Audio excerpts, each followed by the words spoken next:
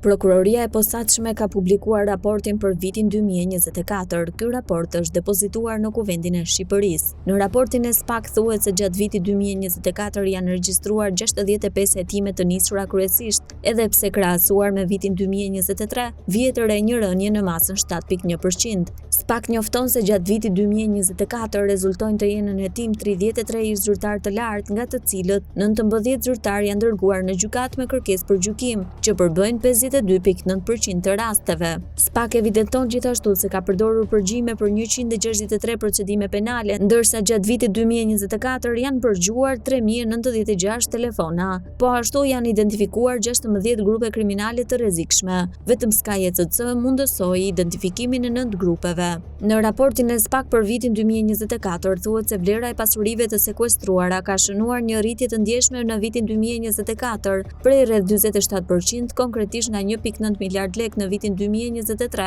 në vlerën rreth 2.8 miliard lek në vitin 2024. Konkretisht vlera e pasurive të konfiskuara gjatë vitit 2024 është në vlerën rreth 938 milion lek, nga 440 milion lek që ishte në vitin 2023 dhe 27 milion euro nga rreth 18 milion euro që ishte në vitin 2023. Në total vlera e aseteve të sekuestruara dhe konfiskuara përllogaritet në vlerën prej 65.5 milion euro. Në raport theksohet gjithashtu se ka pasur dhe presione të jashtme ndaj prokurorisë së posaçme nga krimi organizuar, aktor politik dhe mediatik, të cilët cënojnë pavarësinë e tij kushtetuese dhe efektivitetin në hetime.